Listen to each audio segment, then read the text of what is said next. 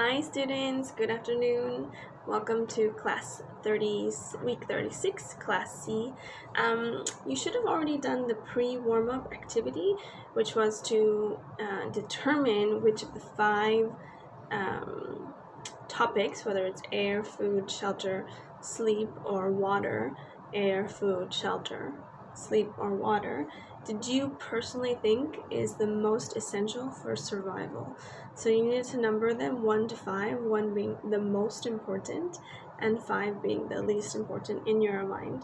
So of course there's no right or wrong answers, and then you need to explain why in 2 or 3 sentences. So if you haven't already done that activity yet, the pre-warm-up, then please do that now and pause the video. The second activity, the actual warm-up activity, is to consider all of the things that you believe are the most important to accomplish in life. And this is personal, these are your own accomplishments, but we will share them with our group, our class. So what are the most noteworthy or important accomplishments to you? Is it finishing school, going to university, getting a good job? Is it getting married or starting your own business, traveling the world? What are your personal accomplishments and goals? So please put at least 5. You can use the 3 that are given, which are finish school, get married, and a good job, or you can make 5 completely of your own.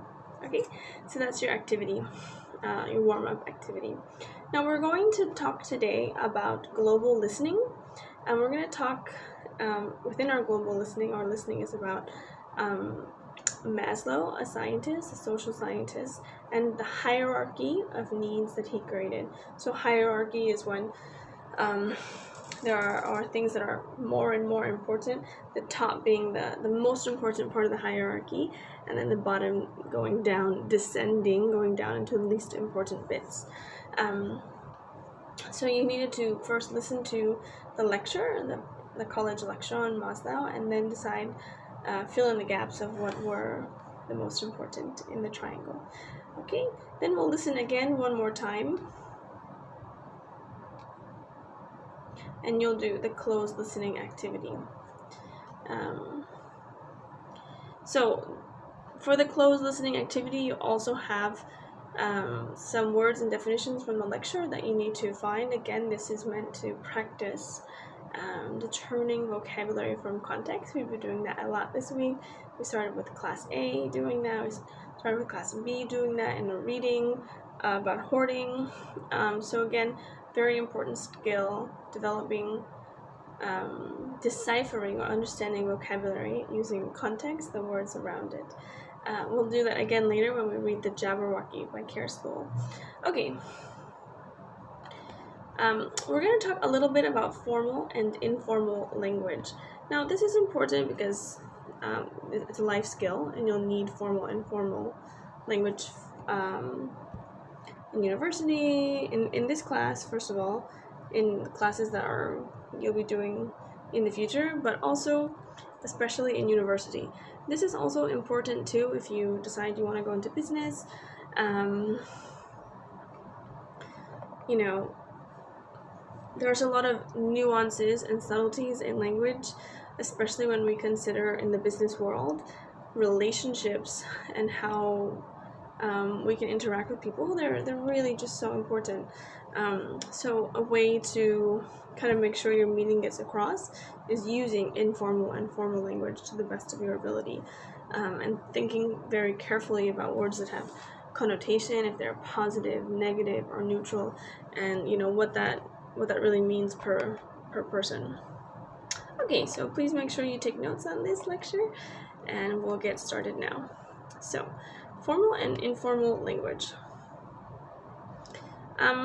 One thing that when we think about with formal and informal language, and you can also make 2 columns in your class notebook, one for formal, one for informal, to kind of help organize your Cornell notes a little bit.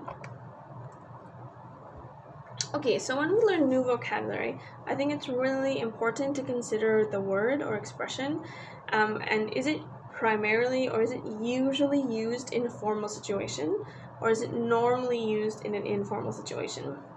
And then potentially, could it be used in both types of situations? So when we talk about language in this way, I want you guys to consider carefully the concept of your linguistic self. So you might have never heard that term before, but we all have a linguistic self. Now, a linguistic self sounds like a complicated topic. What is the linguistic self? But it's really about ourselves and the way we speak and use language. So as a teacher, I have different registers. So a register is a way of speaking. And this is a skill, and you as multilingual learners, speaking Vietnamese and English, and some of you also speak Korean or other languages, you already use this. You already have different registers in your linguistic self. So when you switch from Vietnamese to English, this is a register. And in English, as a teacher, I have a teacher register that I use when I speak with my students. When I'm speaking with Mr. William down the hallway, I don't speak to him the same way that I speak to you. And this is a colleague register, or he's also a friend, so a friendly register. So registers can also be divided into formal and informal categories. So academic register, the language we use in school, the language of academia, the language of learning, this in itself is also a register. So and it's a skill set. It's definitely a skill set. Now, when I go home, I don't use my school register with my family. It would be really awkward and probably not good for my relationship with my husband if I said, follow directions. Are you listening to me? What did I say? How much time do you have to do this? That would not be a good thing, because I'm not his teacher and his job isn't to listen and learn from me, right? We're equal partners. So it's not good either to use too much formal language and formal vocabulary in informal conversations. It sounds awkward. It could be kind of offensive because it's so formal or academic.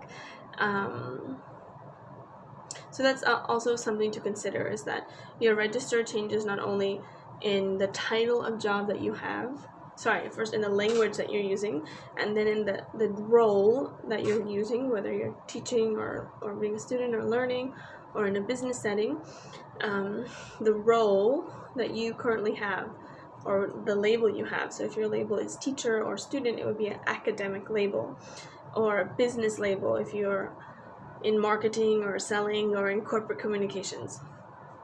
And then the next thing is to consider the person. So now, Mr. William and Mr. Jeremy, I worked with them for almost 5 years. So just with time, you naturally become friends. Of course, in meetings, we're still formal, but when I talk to them, we speak to each other very informally because we're also friends. So it's important to consider also who you're talking with, because if it's formal or if it's slightly too formal, formality, while it is good for some things, it's also a distancing use of language. So I imagine when you speak to your very best friends, you speak in a different way than when you speak to someone you don't even know, right? I imagine if you speak to someone you don't know and maybe you're buying a computer, you're going to speak to them in a very formal way or in a very polite way. So we use these registers in different ways.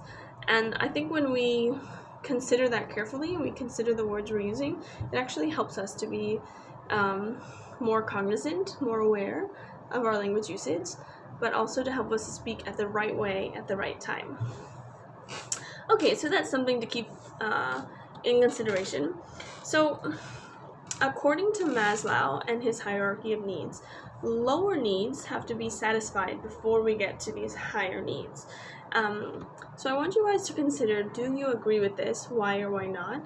And do you think that there are some people who may have perhaps skipped some rungs on the ladder? Have they skipped them and just gone up? Are there people who have satisfied their higher needs but perhaps not their lower needs? And can you explain why and how that is? This is an opportunity for you to use formal academic language and to use your formal register within your linguistic self. So consider that when you speak in an academic way and you're talking about an example, maybe perhaps you agree that it is possible, that you agree that the lower needs on Maslow's hierarchy of needs have to be satisfied first. You agree with that, and you want to explain a story about your grandparents or a story about a friend of yours or an article you read. You're going to use these examples, even though they might be personal or in your personal life, you're going to still use them in a formal academic way. Great. So please let me know if you guys have any questions during this class. So you have a discussion to write 100 words, one paragraph, 100 to 200 words on Maslow's hierarchy. Do you agree that lower needs must be satisfied before we get to higher needs? Why or why not? And please explain why and give relevant examples in your body paragraph. You're only writing a body paragraph. Then, of course, comment on someone else's paragraph and give them positive feedback, as well as put any questions that you might have for them. So now you should have done the pre-warm-up, the warm-up, listening, the global activity questions, the closed activity questions, and now your last one, the discussion class. So have a great day, class. Talk to you soon.